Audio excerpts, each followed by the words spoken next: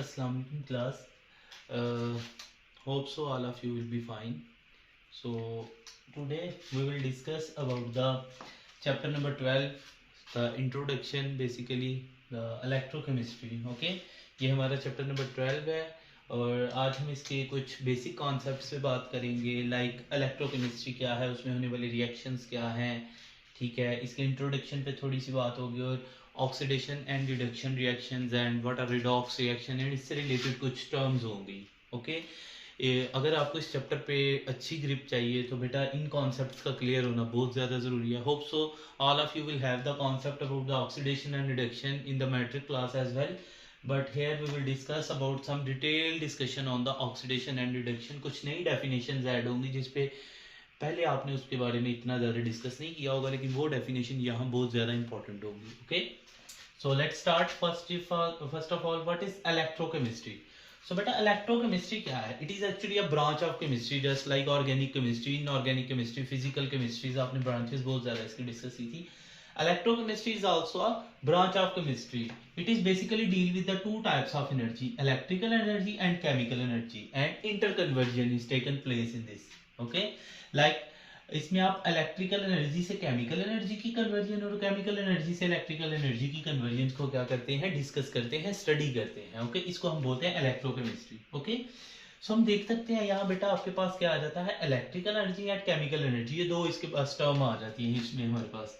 Okay, so electrical energy से आप chemical energy जो है वो क्या उसे कहते हैं, ड्राइव कर सकते हैं, और केमिकल एनर्जी से इलेक्ट्रिकल एनर्जी। इसका थोड़ा सा बेटा आप लोगों आपने जो थोड़ा सा ना क्लियर थोड़ा सा कॉन्सेप्ट कर लेना है। इलेक्ट्रिकल एनर्जी हमें पता है इलेक्ट्रिसिटी से जनरेट होती है, करंट से, जो आप फिजिक्स में बहुत ज्यादा इसको डिस्कस करते हैं। और केमिकल एनर्जी की बात करें तो ये केमिस्ट्री में जितने आप केमिकल रिएक्शंस करवाते हैं इन्हीं को सिंपली वो कह रहा है chemical energy. Okay, chemical reaction का परफॉर्म होना यहाँ पे। So in the conversion of chemical energy to electrical energy, इसमें क्या होगा बेटा, रिएक्शन खुद ब खुद होगा, ठीक है, spontaneously, automatically reaction will be perform and it will produce the current. Okay, अगर रिएक्शन के होने से क्या कर रहा है, रिएक्शन के रिजल्ट में करंट प्रोड्यूस हो रहा है, so that is the conversion of chemical energy into the electrical energy. And जैसे कि मैंने कहा, ये क्या होगा आपके पास, एक स्पॉन्टेनियस रिएक्शन होगा। ओके, खुद ब खुद ये रिएक्शन होगा और इसके रिजल्ट में क्या बनना है, इलेक्ट्रिकल एनर्जी। मतलब आपकी जो इनपुट है वो केमिकल एनर्जी है और आउटपुट आपके पास क्या आएगा, इलेक्ट्रिकल एनर्जी। एक तो हमारे पास आ गई ये प्रोसेस, ये क्या होगा, spontaneous. Second one is the electrical energy से केमिकल एनर्जी की कन्वर्जन। मींस क्या है, इसका मतलब है कि अगर आपको रिएक्शन करवाना है तो आपको क्या देना पड़ेगा, इसमें एनर्जी प्रोवाइड करनी पड़ेगी, तब रिएक्शन जो है वो क्या होगा, परफॉर्म होगा। ओके, और ये खुद ब खुद नहीं होगा, इसके लिए हमें एक्सटर्नली क्या करना पड़ेगा, इलेक्ट्रिसिटी अप्लाई करनी पड़ेगी, फिर आपका रिएक्शन परफॉर्म होगा। तो ऐसा रिएक्शन जो खुद ब खुद नहीं होता, किसी एक्सटर्नल सोर्स के थ्रू होता है, वो सोर्स यहाँ पे क्या है हमारा, इलेक्ट्रिकल एनर्जी या electricity. Okay, so that will be a non spontaneous reaction. Okay students, so next आ जाता है हमारे पास बेटा सेल्स क्या होते हैं।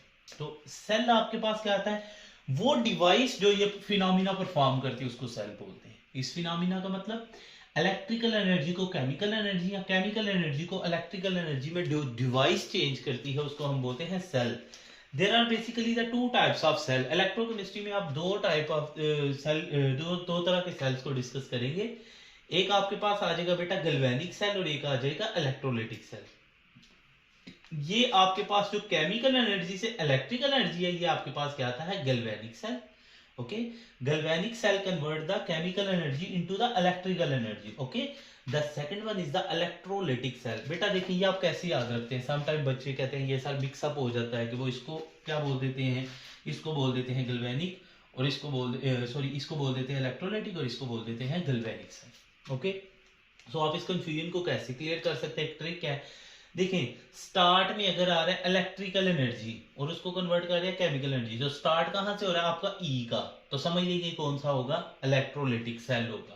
इलेक्ट्रिकल एनर्जी से इलेक्ट्रोलाइटिक सेल मींस जो सेल आपका इलेक्ट्रिकल एनर्जी को केमिकल एनर्जी में चेंज करेगा वो आपके पास कौन सा सेल होगा, इलेक्ट्रोलाइटिक सेल होगा। और उसके रिवर्स में जो होगा वो आपके पास क्या होगा, galvanic cell.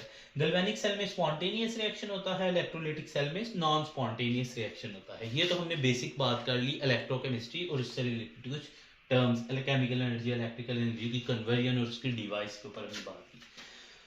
Second one is the very important topic, that is the oxidation and reduction. ये वो रिएक्शंस हैं जो क्या होंगे इन सेल्स के अंदर परफॉर्म होंगे, गैल्वेनिक सेल में भी होगी as well as electrolytic cell में, ये दोनों रिएक्शन परफॉर्म होंगे। Okay, so first of all हमने देखना है ऑक्सीडेशन और रिडक्शन में डिफरेंस क्या है। जो बच्चों ने, आप लोगों ने ज्यादा डेफिनेशन जो जिसको लर्न किया हुआ है वो ये दो डेफिनेशन है, gain of oxygen, loss of hydrogen, gain of hydrogen, loss of oxygen. Basically matric level पे स्टूडेंट इस डेफिनेशन को ज्यादा जो है वो याद करते हैं या इलेक्ट्रॉन की टर्म में देख लेते हैं।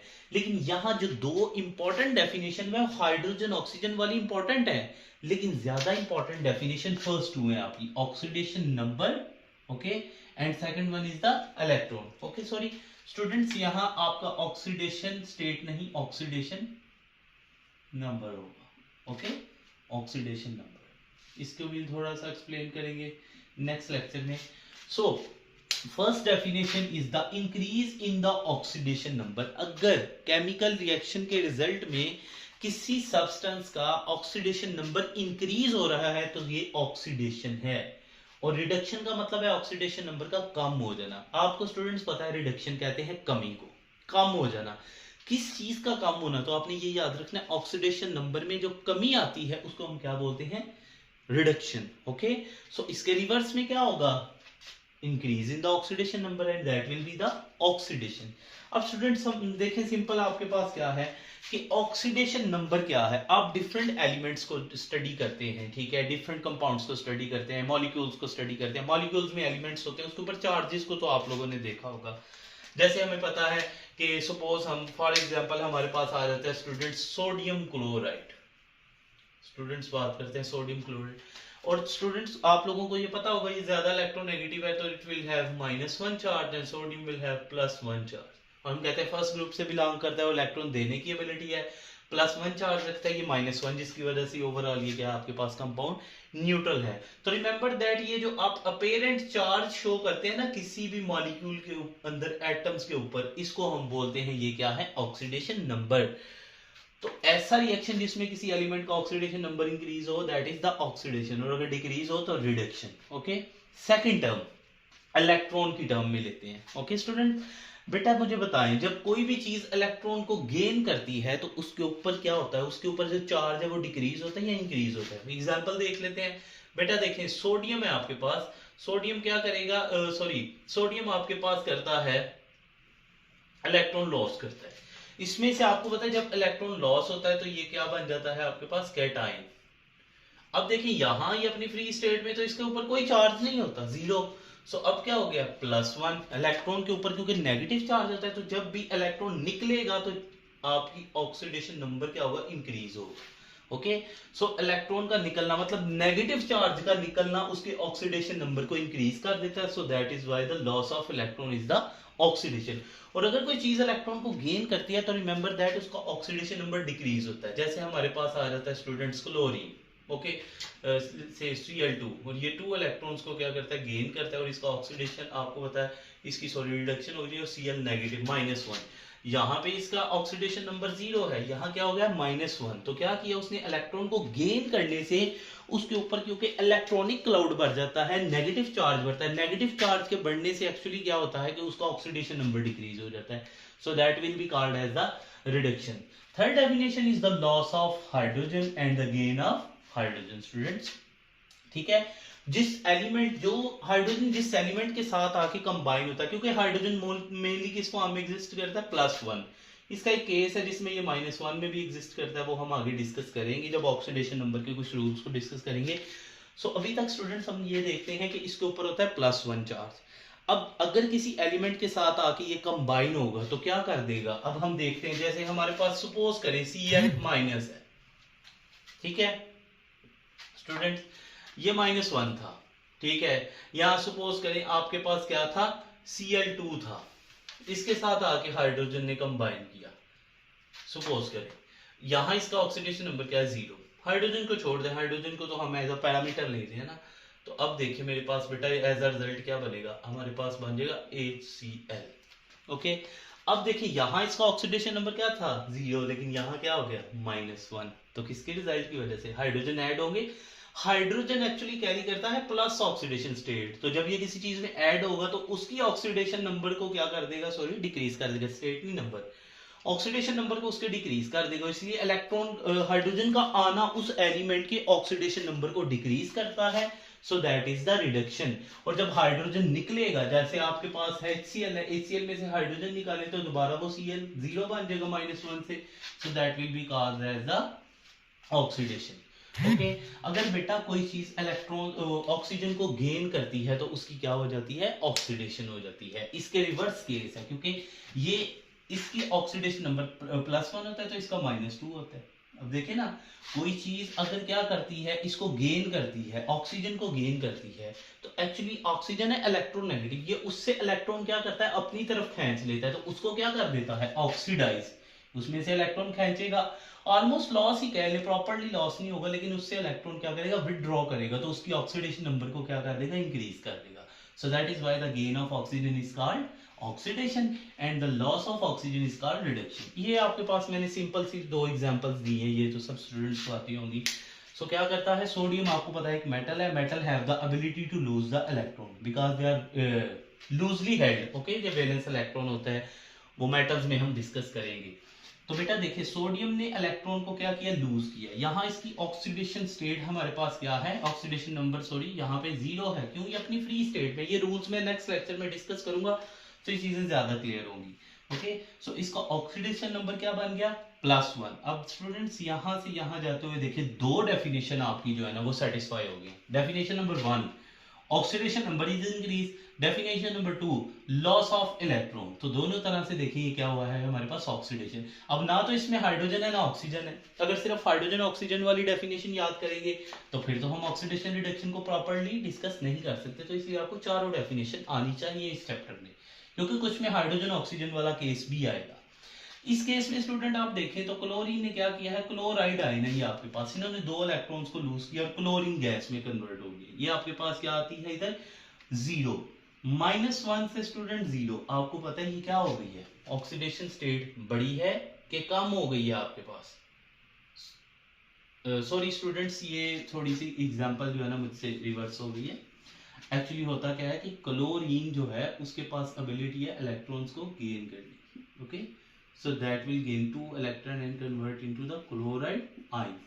तो देखिए स्टूडेंट, यहाँ पे ऑक्सीडेशन स्टेट क्या थी उसकी 0, यहाँ से जब यहाँ गया तो क्या हो गया, ऑक्सीडेशन स्टेट उसकी -1 हो गई। ठीक है, सो बेटा देखिए ऑक्सीडेशन स्टेट में क्या आया है, डिक्रीज। सेकंड वन उसने क्या किया, इलेक्ट्रॉन गेन किए, तो दोनों तरह से क्या हुई है, इसके पास रिडक्शन हो गई। Okay students, so next one is the in reactions में जो आपके पास जो सेल होंगे, इलेक्ट्रोलाइटिक सेल होगा या आपके पास गैल्वेनिक सेल होगा बेटा, उसमें रिएक्शंस परफॉर्म होते हैं, उन रिएक्शंस को आप बोलते हैं रिडॉक्स रिएक्शन। ये जो आपने ऊपर पढ़ा इन दोनों का कॉम्बिनेशन है। Reaction take place in the electrochemical cell, electrochemical में दोनों आते हैं, इलेक्ट्रोलाइटिक भी आता है और गैल्वेनिक भी आ जाता है आपके पास। सो इनको हम क्या बोलते हैं, इस रिएक्शन को रिडॉक्स रिएक्शन। अगर आप ध्यान से देखें, redox is the combination of 2 word, RED reduction plus OX oxidation. Okay, oxidation and reduction का जो कॉम्बिनेशन होगा इसे हम क्या बोलेंगे, रिडॉक्स रिएक्शन। ठीक है स्टूडेंट्स, ये आपके पास एक सिंपल सी एग्जांपल है, ये एक्चुअली होती है आपके पास डैनियल सेल में जो एग्जांपल होती है, गैल्वेनिक सेल की ही एक टाइप होती है Daniel cell, zinc copper cell. तो बेटा उसमें क्या होता है, जिंक आपके पास, इधर देखें इसकी ऑक्सीडेशन स्टेट क्या है 0, इधर +2, जब रिएक्शन हुआ तो ये क्या हो गया, ऑक्सीडाइज। क्यों, ऑक्सीडेशन स्टेट इसकी, ऑक्सीडेशन नंबर इसका बढ़ गया। तो बेटा इसी तरह से अगर आप कॉपर को देखें तो कॉपर क्या हुआ है, रिड्यूस, लेकिन एट अ टाइम। अगर इसकी ऑक्सीडेशन ना होती तो इसकी रिडक्शन नहीं थी होनी, इसकी रिडक्शन ना होती तो इसकी ऑक्सीडेशन नहीं थी होनी, तो दोनों क्योंकि काम एक ही टाइम में हो रहे हैं, so that is called as the redox reactions. ठीक है, इसकी डिटेल मैंने इसलिए नहीं बताई, नेक्स्ट लेक्चर्स में हमने गैल्वेनिक सेल को डिस्कस करना है, तो गैल्वेनिक सेल के अंदर ये रिएक्शन मैं आपको प्रॉपर्ली बताऊंगा कि कॉपर सल्फेट होता है, जिंक होता है, 2 हाफ सेल होते हैं, वो नेक्स्ट हम डिस्कस करेंगे स्टूडेंट्स। होप सो आपको सारा लेक्चर समझ आ गया होगा। अगर फिर भी आपका इससे रिलेटेड कोई क्वेश्चन हो तो आप लोग जो है ना वो मुझसे पूछ सकते हैं। ओके, थैंक यू स्टूडेंट्स, अल्लाह हाफिज़।